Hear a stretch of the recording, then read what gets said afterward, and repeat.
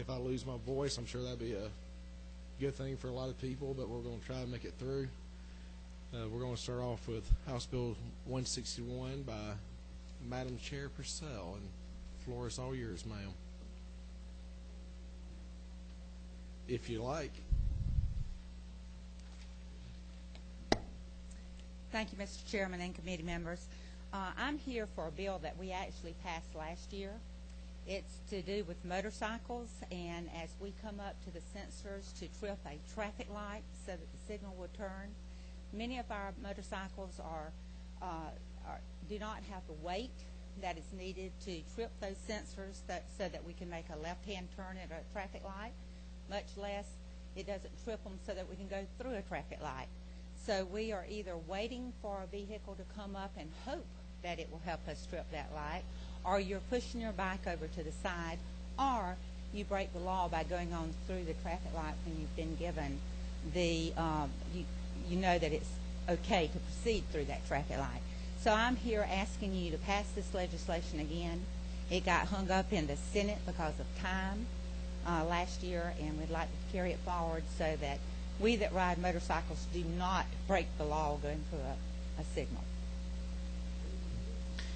I just told you. I'm sorry. Madam Chair, you do have a question. Representative Horn. Mr. Chairman, I do not have a question, but I would like to move the bill at the appropriate time. Okay, that's not yet. Representative Maddox. Thank you, Mr. Chairman. Question that it raises in my mind, I'm for it, but these photo enforced intersections, is that going to raise a problem, which I don't really care if I don't think so, Representative Maddox. I think what we're trying to do is to clarify the fact that we will come actually to a complete stop. Last year the bill had 30 seconds, which gave you time to at least put your feet on the ground. We have now made it 60 seconds, so it does give the biker time to get the bike situated, can look for safety, and then proceed through. So I think with that, even with the cameras, that we should be okay. We'll see, and I agree, and of course it wouldn't hurt my feelings if they took the, I'd rather see the photo and the cameras come down. I don't like them at all, but as I understand those cameras to work, I don't think, they don't roll video, do they? I think they just It's a snapshot. snapshots. Do they roll video?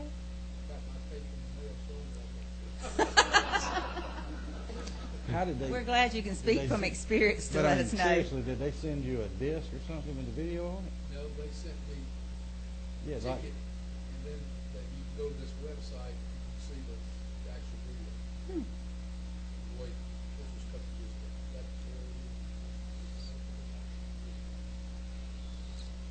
I could certainly defer to someone that might know. And it sounded like we heard from someone that knew pretty well. And I've got one, my wife has gotten one, that came to me because the car was registered in my name. But anyway, it was just a picture of the front of the vehicle and the back of the vehicle. That's the way it is in Savannah.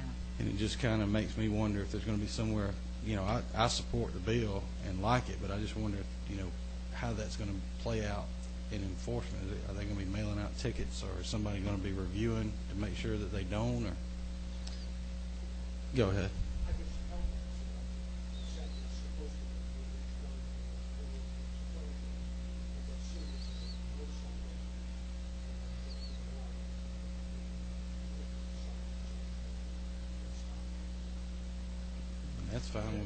That's fine with me. I just didn't want it to cause a bigger headache.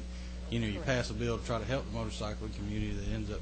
Well, I think causing either some way, red tape. you know, we're going to have to break the law in order to get out of the way for our oncoming cars to come through there. So, and let me also say that we would need to actually stop and proceed with caution after that 60 seconds, because if a car hits us for making a left turn, then we're in the wrong.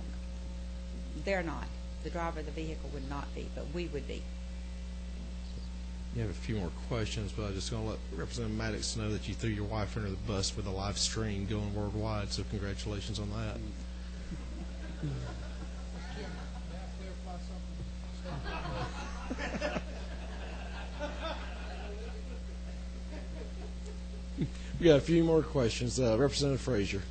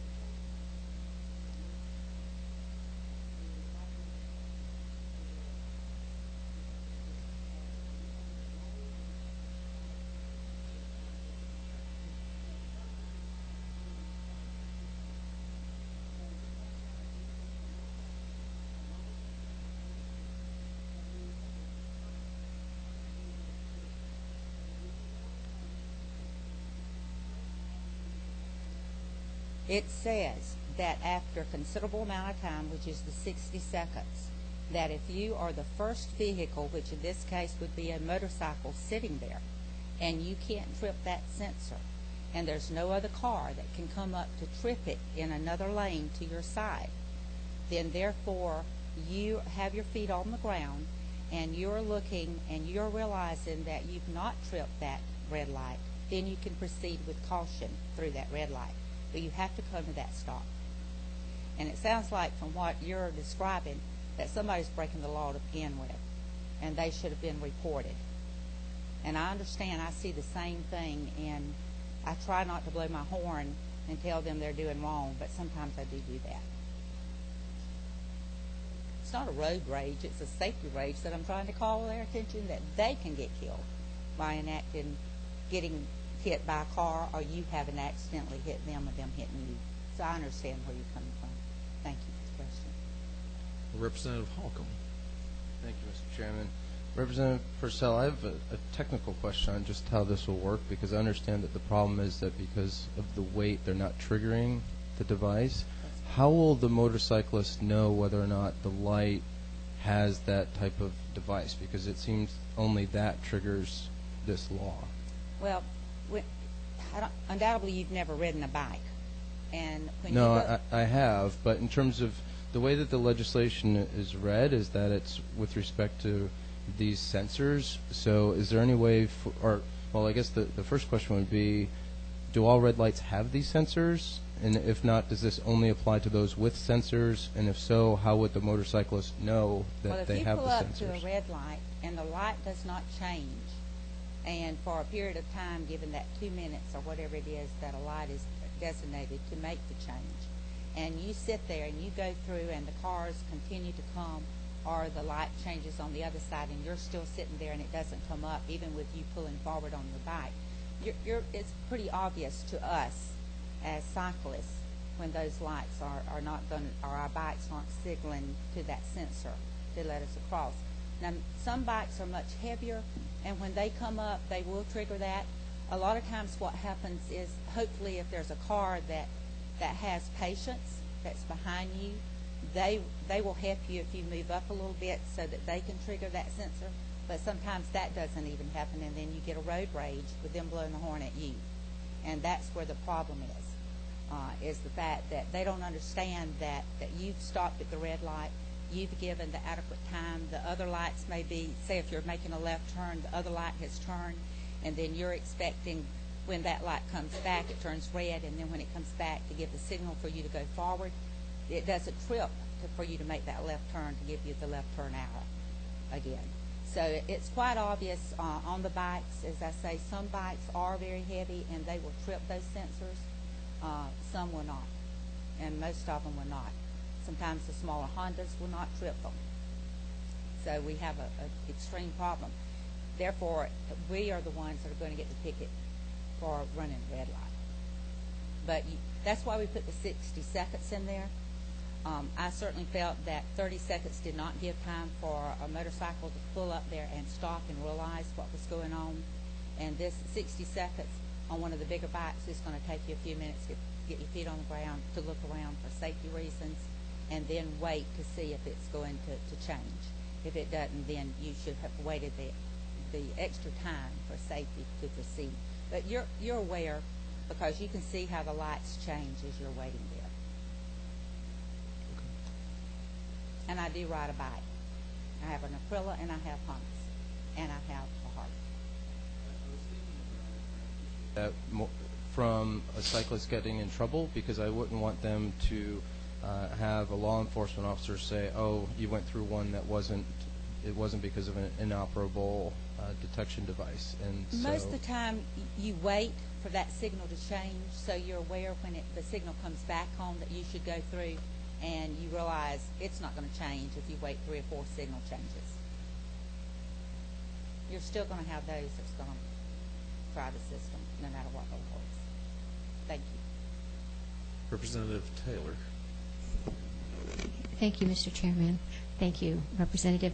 My question was about automobiles. I know this is applying just to motorcycles, but aren't there other vehicles that have this same issue and the same problem? I'm not aware of motor vehicles, 4-wheel, 6-wheel, 8-wheel, that have this kind of problem pulling up to a red light. I think those sensors will detect those. These are very lightweight bikes that will not trigger those sensors. So I'm not aware of any automobiles. No, ma'am. Okay, so an automobile, if they are sitting, I've sat behind a light that didn't change for whatever reason, the lead light didn't turn over, and you just sit there, and eventually you have to go through it. But this would not apply to them. It will No, only ma'am. be for motorcycles. Yes, ma'am. Okay, thank you. Thank you. Well, Madam Chair, I do not see any other questions at this time. We do have one person signed up to speak on the bill, Linda Allen from Abate. Would you like to come up?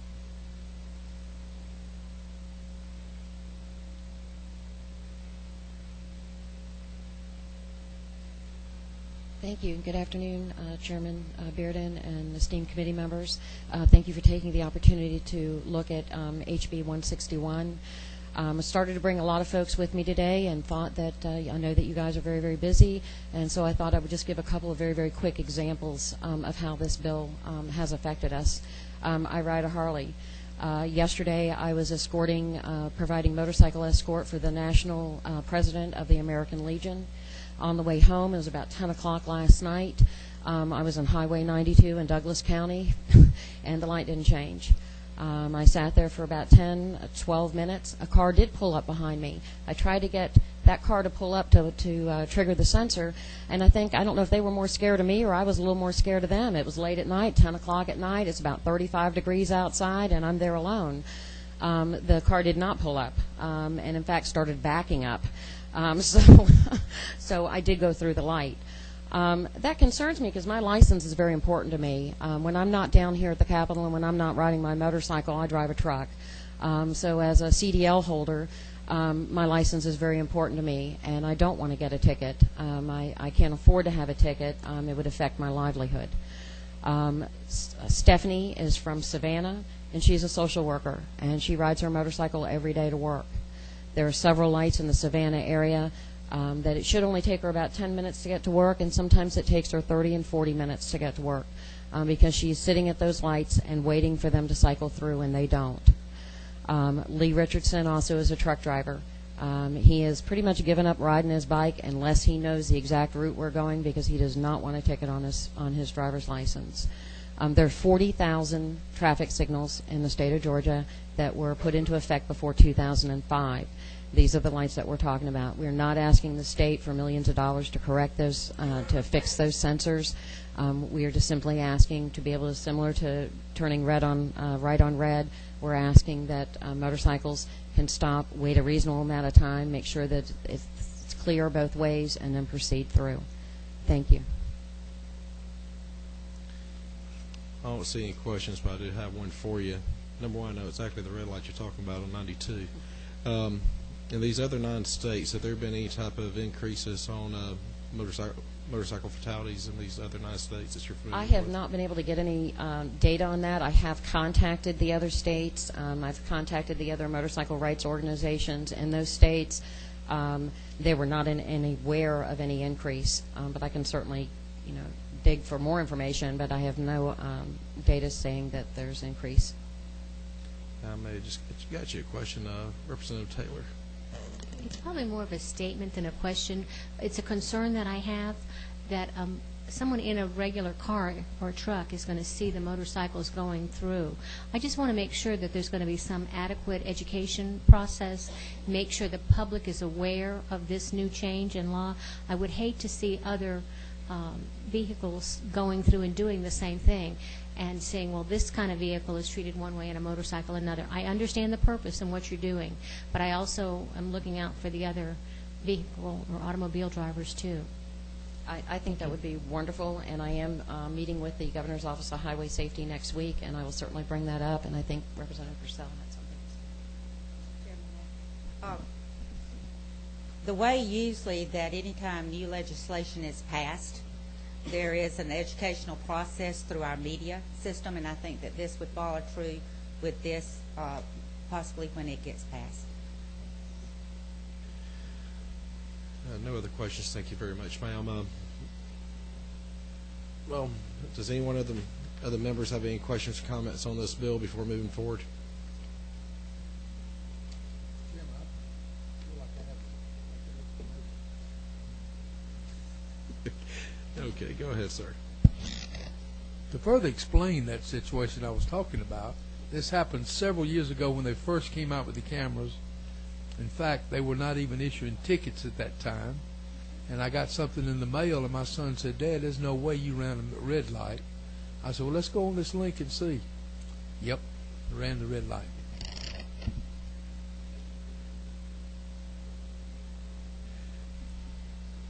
Representative Horner, you still want to make that motion? Got a motion to do pass. Got a second. This is on House Bill 161, LC number 211041. All those in favor, raise your right hand.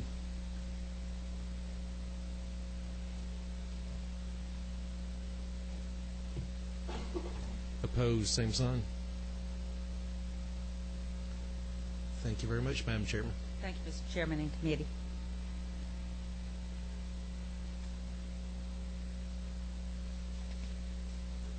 The last bit of legislation we got today is a House Resolution 113. That's done by myself, Chairman Talton, Representative Cook, and Hanover, the 148th. This past year in Carroll County, we had a school bus accident where a child was thrown from the bus and unfortunately lost his life. And when that occurred, we started getting a lot of phone calls stating we need to start looking at seat belts in school buses. Number one, we know to retrofit some of these buses, it's going to be about $20,000 per bus. But as you start looking at the information, there's contradictory information out there. To the buses are safe the way they are. Some believe we should have the seat belts in the school buses. So what I've done is a House resolution to create a study committee to look at this issue, to bring in the experts from around the state or around the nation to talk to this committee to see if we need to move forward on putting these seat belts in school buses.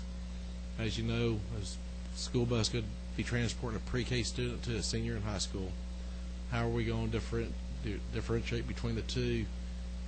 Who needs it and how it needs to be? So this is what the resolution will do, is create that study committee. I know there is one person signed up, but before bringing that person forward, I would ask, does anyone have any questions to why we're looking at this bill? And that'd be Chairman Neal. Thank you, Mr. Chairman. I drove a school bus for 13 or 14 years. I regret the situation in Carroll County. I do know as a school bus driver, when I left my elementary school in the afternoons, I had a 90-passenger bus. Most days I had at least 90 passengers on that bus. You can go to 20% above capacity legally, and there were days I had 100 students on that bus with no other adults on the bus. Even then, there was talk about seatbelts on buses, and I understand the reason, the rationale behind that. But I can tell you, as a bus driver, one of my worst fears would have been a fire on a bus with 100 elementary school students strapped into seatbelts. incidents of injuries on a school bus within a bus as a result of an accident are relatively minor. Most students who are injured or killed in school bus related accidents are students who are loading or unloading and hit by the bus or hit by oncoming traffic. Rarely is it a case like that where it happens within that bus. I would say that if we proceed with this, we need to proceed cautiously, and I would respectfully ask to be able to be a part of that committee if we move forward, because I think there are a lot of issues that unless you've been on a bus and had that responsibility of all those students, you may overlook some of those things that need to be looked at. Well, I definitely appreciate that information, because that's one of the reasons why I want to go with a study committee instead of a straight bill. I think there's a lot of things that need to be discussed, looked at very carefully before moving forward, just because of some of the things that you brought up. So I do appreciate your comments on that. Representative Frazier. Thank you, Mr. Chairman. And I respectfully also would like to be a part of this committee in the selection process, because I too work for the Richmond County School Board in Augusta, and we have had students killed, not on the bus, but getting off the bus by the bus. And that's why those safety devices were added to the bus, those detection guards that were added a couple of years ago, to kind of prevent that, so the bus driver would know that if that child is in front of the bus, that sensor would go off. It's tragic to lose a child when the bus driver can't see that child and actually runs over that child. So this is a study committee that is way past due, and often you have a time where you can call in when you see a bus that you see in your county that the bus driver is driving too fast or is not driving appropriate, and you can actually call in and report that bus driver. And I have seen instances where going around a curve, the bus driver is really driving too fast for the road conditions, and you see those children being shifted. So this is something that I am very partial to, and I hope that we can get some good legislation from this, Mr. Chairman. Thank you. Thank you for your comments. Don Moore.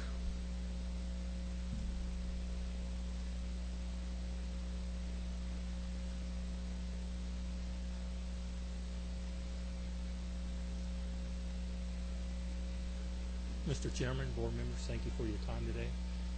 My name is Don Moore, and I'm here today to represent the Georgia Association of Pupil Transportation. Not here really to debate why the committee is there. I'm honored that you've driven before. I'm glad to hear that. What we would like to do is request that when this committee is formed, if possible, we would like to see some representation from the Georgia Association of Pupil Transportation. For those of you who don't know who that is, basically we represent all the school system's transportation departments. We have conferences throughout the year. We meet with them. We have different subcommittees that we try to instill safety throughout the state. We're glad to see anything that furthers student transportation safety. We just want to make sure that at least on this committee, if there are some people with expertise in the industry, from the GAPT, the Georgia Association of Pupil Transportation, and maybe even from one of our homegrown industries, Bluebird. Anything that can provide the type of background knowledge that would be beneficial in this committee. Because the last thing we want to do is possibly pass some type of legislation that might adversely affect the safety of students on the school bus, and folks who have that type of knowledge in their background, I think would be very beneficial to partake in. So I appreciate your time today. Take any questions if anyone has. We don't see any, but I would say appreciate your comments on this, because that's one of the things we're going to try to do is bring experts in from all fields to look at this issue before we move forward on any type of legislation. But we do appreciate your testimony. Is the committee strictly going to be comprised of representatives? It'll be of House members, and then we'll be sending out notices letting people know when the meetings will occur and getting all the information to make sure the folks are there to testify to the committee. So, Is there any way that, like I said, the Georgia Association of People Transportation would be glad to be heavily involved? Anything to do to help? you'll make sure this lady to my right has all your information. She'll make sure that you're notified if this resolution does pass. I appreciate that. Thank you very much. Thank you. Any other questions or comments by the committee members? What's the pleasure of the committee? I'm about to make my own motion if I don't hear one. All those in favor, raise your right hand. Unanimous. That will wrap up the meeting of the Public Safety Homeland Security Committee. I appreciate your time, and we'll look forward to seeing everyone next Wednesday. Thank you.